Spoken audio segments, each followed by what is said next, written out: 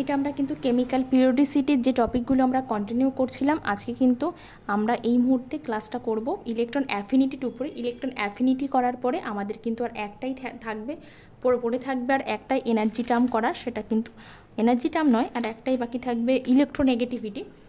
তো সেটা করলে আমাদের কিন্তু কেমিক্যাল বন্ডিং যেমন শেষ হয়ে গেছে, তেমনি কেমিক্যাল পিরিয়ডিসিটিও শেষ হয়ে যাবে। তারপর মাই 15 মিনিটস যেরকম চলছে সেরকমভাবে চলতে থাকবে। তাহলে আমরা শুরু করছি ইলেকট্রন অ্যাফিনিটি। ইলেকট্রন অ্যাফিনিটি, আশা করব এই ভিডিওটা দেখার পর ইলেকট্রন অ্যাফিনিটি সংক্রান্ত কারোর কোথাও কোনো সমস্যা থাকবে না, এইটুকু গ্যারান্টি আমি দিতে পারি। বেশ, ইলেকট্রন অ্যাফিনিটি কী বিষয়টা একটুখানি আমাকে জেনে নিতে হবে, জাস্ট একটুখানি। এটা ধরলাম আমাদের সেই পজিটিভ নিউক্লিয়ার চার্জ, এখানে আমাকে একটা ইলেকট্রনকে জোরপূর্বক প্রবেশ করাতে হবে, মানে এক কথাই বলা যেতে পারে আয়োনাইজেশন এনার্জিটা, আয়োনাইজেশন এনার্জি যে বিষয়টা ঠিক তার খানিকটা উল্টো রকম, একেবারে একদম মানে 100% উল্টো নয়, কিন্তু অনেকটা কিন্তু ওরকম ধরনের।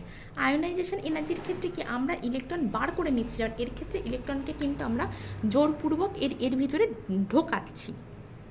বেশ, ঢোকাতে গেলে কি হয়, একটা এনার্জি কিন্তু লুজ করবে, একটা এনার্জি লুজ করবে, মানে একটা এনার্জি ছেড়ে দেবে, একটা এনার্জি রিলিজ হবে। এই যে পরিমাণ এনার্জিটা রিলিজ হলো সেটাই কিন্তু ইলেকট্রন অ্যাফিনিটি।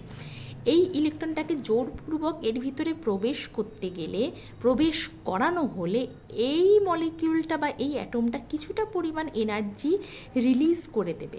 সেই যে এনার্জি টার্মটা রিলিজ করলো সেটাই হচ্ছে ইলেকট্রন অ্যাফিনিটি। বাস এইটুকু বুঝতে পারলেই 80% ইলেকট্রন অ্যাফিনিটি আপনি বুঝে গেছেন। জাস্ট একটুখানি আমি লিখে দেবো, একেবারে না লেখালে বলবে দিদি একেবারে কিচ্ছু লেখায় না। অ্যামাউন্ট অফ এনার্জি,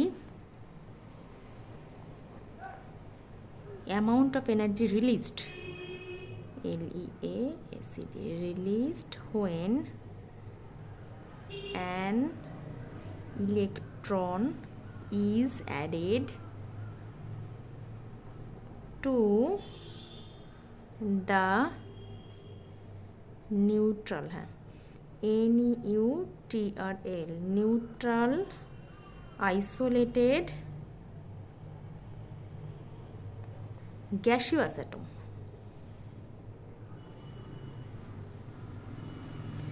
সংজ্ঞাটা পুরো যেন আয়োনাইজেশন এনার্জির ঠিক উল্টো, তাই তো? ওখানে কি ছিল, যে পরিমাণ এনার্জি রিলিজের জায়গায় ছিল অ্যাবজর্ব, আর ইলেকট্রন অ্যাডের জায়গায় ছিল কি বের করে দেওয়া। বাস এইটুকু ইলেকট্রন অ্যাফিনিটি আমার পড়া হয়ে গেছে। এবার ইউনিটগুলো অ্যাজ ইউজুয়াল একদম পুরো আয়োনাইজেশন এনার্জি যেরকম ইউনিট ছিল তেমনি দুটো ইউনিট রয়েছে, এর ক্ষেত্রেও একই ইউনিট অ্যাটম, আর রয়েছে 2 নম্বরে কিলোজুল পার মোল। মানে ইলেকট্রন অ্যাফিনিটি এবং আয়োনাইজেশন এনার্জি একসঙ্গে প্যারালালি পড়তে থাকলে আপনি কিন্তু দ্রুত শিখে যাবেন। এবং এই দুটোর মধ্যে ইন্টারচেঞ্জ করার জন্য 1 ইলেকট্রন ভোল্ট পার অ্যাটম, এগুলো সবই আমি আয়োনাইজেশন এনার্জিতে করিয়ে দিয়েছি, সমান 96 কিলোজুল পার মোল। বাস এইটুকু জানলেই হবে। এতক্ষণ পর্যন্ত যা আমরা জানলাম সমস্ত কিছুই প্রায় আমাদের আয়োনাইজেশন এনার্জিতে করা ছিল। এবার একটা নতুন টার্ম আমরা শিখব, সেটা হচ্ছে electron gain enthalpy. Electron gain এনথ্যালপিকে কিন্তু এইভাবে প্রকাশ করি, এটা হচ্ছে term symbol. Electron gain enthalpy এবং ইলেকট্রন অ্যাফিনিটি দুটো কি একই রকম, দুটো কি একই শব্দ, মানে একই জিনিস? এটাকে আমি অর দিয়ে কি লিখতে পারি? একটার অল্টারনেটিভ হিসাবে কি অন্যটাকে আমরা লিখতে পারি? না, লিখতে কিন্তু আমরা পারি না। কারণ এই ছোট্ট একটা জিনিস একটু মাথায় রাখতে হবে, যে মাইনাস অফ ইএ, এইটুকু মনে রাখলেই আপনি বাকি সব কিছু আপনার মনে থাকবে। মানে কি হলো বিষয়টা, ইলেকট্রন গেন এনথ্যালপিটা জাস্ট ইলেকট্রন অ্যাফিনিটির উল্টো। মানে কি, এটা যদি 8 হয় তাহলে এটা হবে -8, অর্থাৎ কিন্তু চিহ্নটা শুধু আলাদা, বাদবাকি সমস্ত প্যারামিটার কিন্তু একই। এইটুকু জাস্ট মনে রাখতে হবে। দুটোকে কিন্তু একে অপরের অর হিসাবে কিন্তু লেখা যাবে না, কিন্তু পরিমাণটা একই। এর যদি 8 হয়, এটা যদি 8 কিলোজুল পার মোল হয়, এটা তাহলে -8 কিলোজুল পার মোল হবে। ঠিক আছে, আশা করছি আমি বোঝাতে পেরেছি। এবার আমরা ঝটপট চলে যাব সাকসেস। আচ্ছা বেশ, এই বিষয়টা করি, এই বিষয়টা ধরে রাখতে বেশ অসুবিধা হয়। এবার আমরা চলে যাব সাকসেসিভ ইলেকট্রন অ্যাফিনিটিতে। সাকসেসিভ আয়নাইজেশন এনার্জি কিন্তু আমি যখন করিয়েছিলাম তখন কিন্তু আমরা দেখেছিলাম পরপর সাকসেসিভ আয়নাইজেশন এনার্জি কিন্তু পরস্পর বাড়তে থাকে। এর ক্ষেত্রে কি হবে সেটা আমরা দেখব। SUCCE successive electron affinity. Successive মানে কি? পরস্পর। ধরে নিলাম এটা একটা গ্যাসফাস, একটা যে কোনো অ্যাটম, তাকে আমি একটা ইলেকট্রন তাকে আমি দিচ্ছি, সে নিয়ে নেবে, এ মাইনাস হবে, সঙ্গে কিছুটা পরিমাণ এনার্জি সে রিলিজ করলো, ধরে নাম 1। এই যেটা রিলিজ করলো মানে কি? পজিটিভ দিয়ে আমি এটাকে লিখতে পারি, তাই তো? এবার এ মাইনাসকে আমি আবার একটা ইলেকট্রন দিলাম, অবশ্যই সে কিন্তু গ্যাসফাসই থাকবে, কারণ এখানে গ্যাসফাসটা তো পাল্টাবে না। এ 2- হলো। এবারও কি এনার্জি রিলিজ করবে? না, কিন্তু এবার কিন্তু আমাকে এনার্জি দিতে হবে। মানে একটা অ্যাটমকে আমি খুশি খুশি একটা ইলেকট্রন দিলাম, তার ভিতরে জায়গাতে সে নিয়ে নিল এবং খুশি হয়ে গেল। তার মানে এই নয় যে আমি আবার একটা দেবো, তার ক্যাপাসিটি নেই, তাহলে সে কীভাবে নেবে? ক্যাপাসিটি যদি না থাকে কীভাবে নেবে? তাহলে তখন আমাকে বাইরে থেকে আরও এনার্জি দিয়ে বলতে হচ্ছে, এই তোমাকে নিতেই হবে, এই তোমাকে নিতেই হবে, মানে এনার্জি আমি দিচ্ছি বাইরে থেকে। তাহলে এটা কি? অ্যাবজর্ব করছে সিস্টেম, এটা রিলিজ করছে, এখানে মাইনাস দিয়েছি মানে এটা অ্যাবজর্ব করছে, মানে মাইনাস না দিয়ে এখানে প্লাস দিয়ে লিখলেও হতো। এবার আবার যদি আমি আবার একটা ইলেকট্রন দিই তাহলে কি হবে? 3 মাইনাস অফ EA। এটা কি হলো? আমি আবার একটা ইলেকট্রন দিতে গেলে আমাকে অনেক জোরে বলতে হচ্ছে, অবশ্যই নাও, মানে আরও বেশি পরিমাণ এনার্জি আমাকে দিতে হচ্ছে। তাহলে সাকসেসিভ আয়োনাইজেশন এনার্জি কি হয়? পরস্পর যদি আমি যোগ করি, এই একটাই পজিটিভ টার্ম, বাকিগুলো সব নেগেটিভ টার্ম, এবং পরস্পর বাড়তে থাকছে সেহেতু সাকসেসিভ আয়োনাইজেশন এনার্জি পরস্পর যোগ করলে কিন্তু সেটা একটা আমরা নেগেটিভ ভ্যালু কিন্তু পাই। 1 ছিল, এটা 2, তারপরে আবার EA 3, তাহলে পরস্পর যোগ করলে কিন্তু আমি একটা নেগেটিভ ভ্যালু পাবো, কারণ বাকিগুলো সব নেগেটিভ, একটা ছিল পজিটিভ। যদি সাকসেসিভ ইলেকট্রন অ্যাফিনিটি যোগ করলে যদি নেগেটিভ ভ্যালু পাওয়া যায়, তাহলে কিন্তু সাকসেসিভ ডেল্টা EG মানে ইলেকট্রন গেন এনথ্যালপি, টার্মগুলো একটু মনে রাখতে হবে। তাহলে সাকসেসিভ যদি আমি এইটাকে পরস্পর যোগ করি, এটা নেগেটিভ হলে অবশ্যই কিন্তু তার উল্টো জিনিসটাই শো করবে কিন্তু। ঠিক আছে, আমি দুটোকেই দেখালাম। তাহলে এটা কিন্তু অবশ্যই >= 0 হবে। এইটুকু জাস্ট একটু আমি বলবো, জেনে রাখুন, সুবিধা হবে। এইটুকু জাস্ট বলবো, একটু জেনে রাখুন, ব্যাস। আমাদের আর কিচ্ছু জানার প্রয়োজন নেই। এবার ফ্যাক্টরস, কোন কোন ফ্যাক্টরগুলোর উপরে ইলেকট্রন অ্যাফিনিটি ডিপেন্ড করছে, এটা অলমোস্ট সেম আয়োনাইজেশন এনার্জির মতো। ঠিক আছে, একদম অলমোস্ট সেম।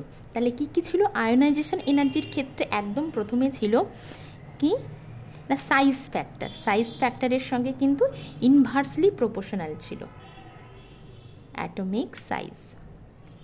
ঠিক একইভাবে কিন্তু ইলেকট্রন অ্যাফিনিটির ক্ষেত্রেও কিন্তু ইনভার্সলি প্রপোর্শনাল। সুতরাং আমি কিন্তু, যারা আয়োনাইজেশন এনার্জি দেখেননি ভিডিও, তারা কিন্তু এটা দেখলেই দুটোর কাজ হয়ে যাচ্ছে। আমি কিন্তু পরস্পর বলতে যাচ্ছি।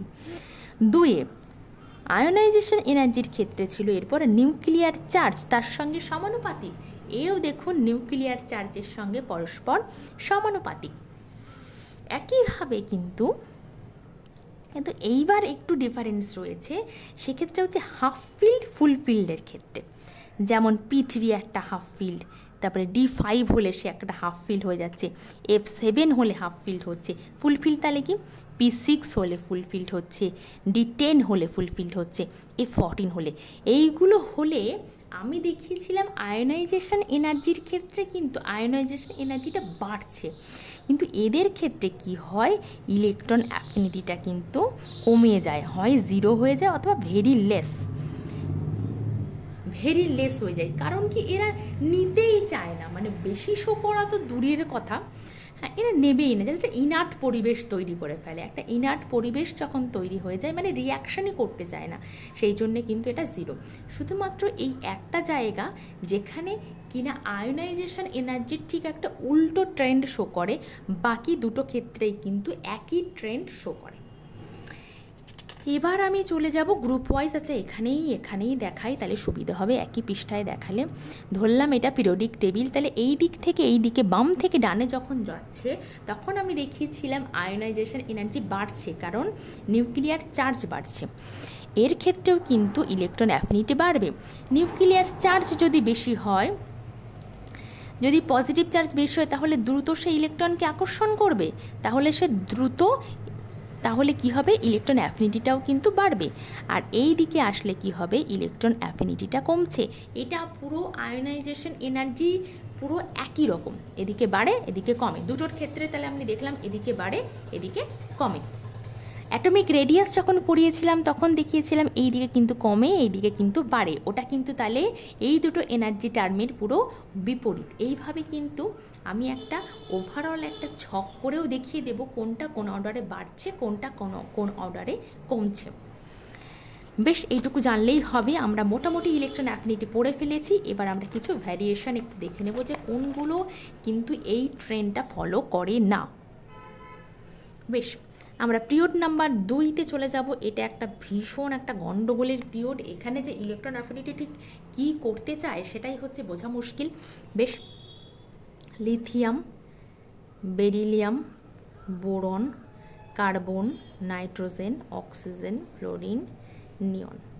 নর্মাল ট্রেন্ড অনুযায়ী এই দিকে ইলেকট্রন অ্যাফিনিটি বাড়ার কথা, কিন্তু নর্মাল ট্রেন্ড এখানে একদমই ফলো হয় না, এটা কিন্তু ভুলে যাও। এখানে তাহলে কোন ব্যতিক্রমী ট্রেন্ড ফলো হয় সেটা জানার আগে আমাকে একটু এদের কিন্তু ইলেকট্রনিক কনফিগারেশনটা লিখে নিলে সুবিধা হবে, তাহলে আমার বোঝাতে সুবিধা হবে। লিথিয়ামের ক্ষেত্রে 1:2, 2s1, বেরিলিয়ামের ক্ষেত্রে 1:2, 2s2, এটা কিন্তু ফুলফিল, ঠিক আছে। আচ্ছা, বোরনের ক্ষেত্রে 1:2, 2s2, 2p1, বোরন, কার্বনের ক্ষেত্রে 1:2, একটা করে বাড়বে, 2s2, 2p2, নাইট্রোজেনের ক্ষেত্রে 1:2, 2s2, 2p3, হাফ ফিল্ড। অক্সিজেনের ক্ষেত্রে 1:2, 2s2, 2p4, ফ্লোরিনের ক্ষেত্রে 1:2, 2s2, 2p5। এরপরে আমি চলে যাব নিয়নের ক্ষেত্রে 1:2, 2s2, 2p6, ফুলফিল্ড। আমি একটু আগেই বলেছিলাম হাফ ফিল্ড এবং ফুলফিল্ডের ক্ষেত্রে কিন্তু সবসময় তারা ইনার্ট গ্যাসের মতো বিহেভ করে। তাহলে এটা কি, এ সব থেকে বেশি ইনার্ট। আসল মোটমাট কথা হচ্ছে বেরিলিয়াম এবং নিয়ন দুটোই কিন্তু 0 কিলো ক্যালোরি পার মোল, এদের কিন্তু ইলেকট্রন অ্যাফিনিটি, এদের কিন্তু 0 কিলো ক্যালোরি ইলেকট্রন অ্যাফিনিটি। এর ক্ষেত্রেও 0 কিলো ক্যালোরি বলছি, কিলোজুল পার মোল, একটু ক্ষমা করবেন, এটাও হচ্ছে 0 কিলোজুল পার মোল, দুটোরই শো করে।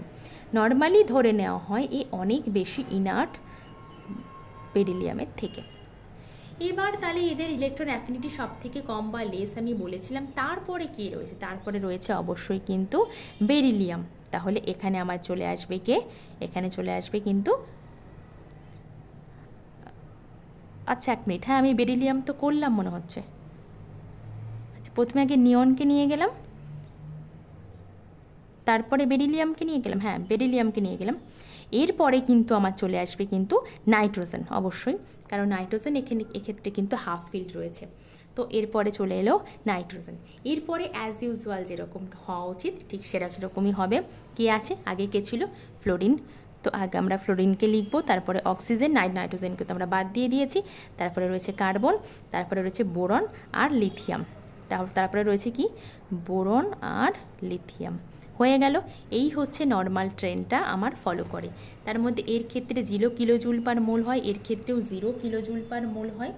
ঠিক আছে। নাইট্রোজেনের ক্ষেত্রে -7 কিলোজুল পার মোল হয়, লিথিয়ামের ক্ষেত্রে -60 কিলোজুল পার মোল হয়, এর ক্ষেত্রে -27। আমরা এই কারণেই জাস্ট লিখলাম। কার্বনের ক্ষেত্রে -102 কিলোজুল 122 কিলোজুল পার মোল হয়, এর ক্ষেত্রে -41 কিলোজুল পার 141, আর ফ্লোরিনের ক্ষেত্রে -328 কিলোজুল পার মোল হয়। এগুলো প্রতিটাই আমি গুগল সার্চ থেকে নিয়েছি আপনাদেরকে দেখাবো বলে। ম্যাক্সিমাম ক্ষেত্রেই কিন্তু দেখানো হয়েছে যে বোরনের কিন্তু অনেক বেশি, লিথিয়ামের থেকে বেশি কিন্তু ইলেকট্রন অ্যাফিনিটি, কিন্তু ভ্যালু বলছে কিন্তু এইটা ক্রস হয়ে যাবে। কিন্তু ম্যাক্সিমাম ক্ষেত্রে আমি দেখেছি কিন্তু বোরনকে আগে রেখে লিথিয়ামকে পরে রাখা হয়েছে। কিন্তু আমি বলবো আপনারা সঠিকটাই শিখুন একদম, সেই জন্য আমি ভ্যালু দিয়ে দেখিয়ে দিলাম বিষয়টা। ভ্যালু দিয়ে তাহলে সঠিক ট্রেন্ডটা কী হওয়া উচিত? প্রথমে নিয়ন হওয়া উচিত, তারপরে বেরিলিয়াম হওয়া উচিত, তারপর নাইট্রোজেন, তারপরে হওয়া উচিত বোরন, তারপরে হওয়া উচিত লিথিয়াম, তারপর কার্বন, তারপর অক্সিজেন এবং তারপরে হওয়া উচিত ফ্লোরিন। এটা হচ্ছে সঠিক ট্রেন্ড, এটা হচ্ছে সঠিক ট্রেন্ড। কিন্তু ম্যাক্সিমাম ক্ষেত্রে দেখবেন কিন্তু এই জিনিসটা করা আছে, ওই জন্য আমি ভ্যালুগুলোকে জাস্ট লিখলাম। আপনারাও চাইলে কিন্তু ভ্যালু দিয়ে বিষয়টাকে একবার চেক করে নিতে পারেন। এইটুকু মনে রাখলেই জাস্ট আপনাদের কাজ চলে যাবে। এরপরে আমরা কিন্তু চলে যাব গ্রুপে। পিরিয়ডের ক্ষেত্রে শুধুমাত্র পিরিয়ড নাম্বার 2টাকে খুব ভালো করে মনে রাখলেই চলবে। এবারে আমরা কিন্তু গ্রুপের ক্ষেত্রে চলে যাব। গ্রুপের ক্ষেত্রে একটা বিশাল রকমের প্রবলেম রয়েছে। যেমন আমি যদি গ্রুপ 17-এ চলে যাই, গ্রুপ 17 এগুলো সব মনে রাখার মতো বিষয়। গ্রুপ 17-এ কারা রয়েছে? Chlorine, bromine, iodine, astatine. আমি লিখছি না। এবার এই অর্ডারে নর্মাল ট্রেন্ডে কি হয়? ইলেকট্রন অ্যাফিনিটিটা কমতে থাকে, ঠিক। কিন্তু তাহলে সেই মোতাবেক কিন্তু এর সব থেকে বেশি, তারপরে ক্লোরিনের, তারপরে ব্রোমিনের, তারপর আয়োডিনের হওয়া উচিত। কিন্তু এটা কিন্তু ভুল হয়ে যায়, এই নর্মাল ট্রেন্ড এখানে ভুল হয়ে যায়। নর্মাল ট্রেন্ড আসলে কি হয়? ক্লোরিন আগে চলে যায়, তারপরে ফ্লোরিন, তারপর ব্রোমিন, তারপরে হয়ে যায় আয়োডিন। এটা হচ্ছে সঠিক ট্রেন্ড। কেন এইরকম হলো? শুধুমাত্র এই ফ্লোরিনের আগেই চলে যায় তাই নয়, এটা কিন্তু খেয়াল রাখতে হবে। কিন্তু এর হচ্ছে highest electron affinity in the periodic table. Periodic টেবিলের সমস্ত স্পিসিসের থেকে এর কিন্তু, মৌলগুলোর থেকে এর কিন্তু ইলেকট্রন অ্যাফিনিটি সব থেকে বেশি। Highest electron affinity in the periodic table. একইভাবে আমি যদি জিজ্ঞাসা করি তাহলে আয়োনাইজেশন এনার্জির ক্ষেত্রে হাইয়েস্ট কে ছিল? বলা যাবে কি? আমি কিন্তু বলে দিয়েছিলাম হিলিয়াম, আর সব থেকে কিন্তু কম থাকবে সিজিয়ামের ক্ষেত্রে। এগুলোকে একটুখানি খেয়াল রাখতে হবে। তাহলে ক্লোরিন হয়ে গেল highest electron affinity in the periodic table. কেন ফ্লোরিনকে লাথি মেরে আগে চলে গেল? অবশ্যই আমি বলছি কারণ ফ্লোরিন হচ্ছে একটা ছোট মৌল, ঠিক আছে। ইলেকট্রন তো শুধু নিলেই হবে না, নিয়ে তাকে রাখার মতো একটা ঘর দরকার। লোডশেডিং হয়ে গেল। আচ্ছা, একটু অ্যাডজাস্ট করুন, 1 মিনিট। কিছু করার নেই, ভিডিওটা আমাদেরকে এরকমভাবেই কমপ্লিট করতে হবে, ঠিক আছে। আমরা চেষ্টা করি। সেটা হচ্ছে তাহলে কী হবে? এর ঘরটা খুব ছোট, ইলেকট্রন শুধু নিয়ে আসলেই হবে না, এর ঘরে রাখার মতো যথেষ্ট জায়গা নেই, কিন্তু এর ঘরে রাখার মতো জায়গা রয়েছে। সুতরাং এর কিন্তু ইলেকট্রন অ্যাফিনিটিটা অনেকটাই কিন্তু বেশি থাকবে। শুধুমাত্র গ্রুপ 17-এরই নয়, এটা গ্রুপ 14, 15, 16 সবার ক্ষেত্রেই অ্যাপ্লিকেবল। আমি তাহলে সবার একটা ট্রেন্ড এখানে লিখি, তাহলে আপনাদের কিন্তু বুঝতে সুবিধা হবে। ওকে, কারেন্ট চলে এসছে, থ্যাংক ইউ। তাহলে আমি গ্রুপ 14 আগে লিখব। গ্রুপ 14-এ কারা আছে? সরি, আসলে একটু সেট আপটা ভেঙে গেল। আসলে একবার উঠেছি তো আমি, ওটার ফলে একটু নাড়াঘাটা পড়ে গেছে, ঠিক আছে। যাই হোক, একটু ক্ষমা করবেন। আচ্ছা, তো এরপরে কারা আছে? এরপরে রয়েছে আমার কার্বন রয়েছে, কার্বনের পরে carbon silicon, germanium, tin, lead. Group আমরা 15-এ চলে যাব। Group 15, nitrogen, phosphorus, arsenic, antimony, bismuth. আমরা গ্রুপ 16-এ চলে যাব। Oxygen, sulphur, tellurium, polonium.